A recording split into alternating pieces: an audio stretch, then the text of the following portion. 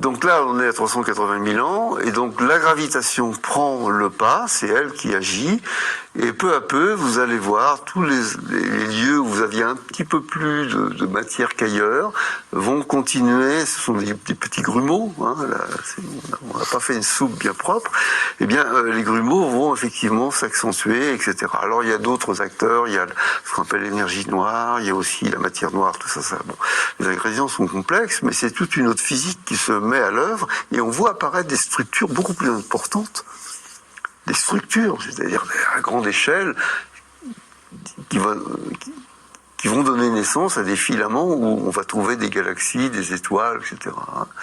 Et alors, quand les étoiles apparaissent, justement par le jeu de la gravitation, la matière qui forme une étoile au centre, l'étoile, c'est de la matière qui a condensé sur elle-même et qui a donné naissance à un noyau très chaud, qui est à l'intérieur du Soleil, et tout autour, le reste donne naissance aux planètes.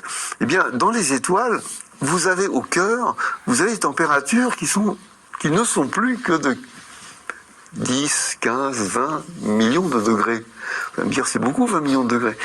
Oui, mais on ne sait pas les 10 puissance 30 degrés qu'on avait avant. Donc vous n'allez pas pouvoir former aussi rapidement en 3 minutes l'hélium, mais vous allez pouvoir former de temps en temps quand même un peu des éléments plus lourds. Du carbone, de l'oxygène, etc.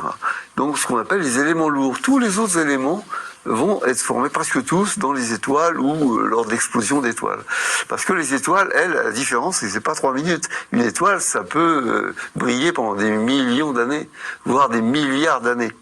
Donc tout ce qui s'est fait, le peu qui s'est fait en 3 minutes, va être récupéré ensuite, va pouvoir continuer à l'intérieur des étoiles, et c'est à l'intérieur des étoiles que les éléments lourds que l'on voit dans la table de Mendeleïev vont se constituer.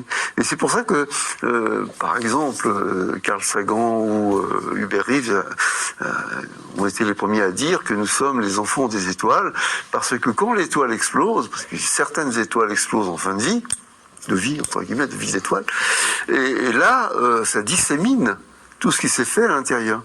Ce carbone, cet oxygène, ce fer, eh bien, d'où il vient? Il vient de l'intérieur des étoiles. Mais pourquoi il est là maintenant? Parce que l'étoile explose à un moment donné. Certaines étoiles, pas toutes, mais les étoiles les plus grosses explosent en fin de vie parce que tout d'un coup, il n'y a plus assez de matière pour alimenter le feu nucléaire, et donc il y a une sorte d'implosion de la partie extérieure de l'étoile vers l'intérieur, et ça rebondit comme ça, et l'étoile donc dissémine tous ses produits, toute sa matière dans l'espace.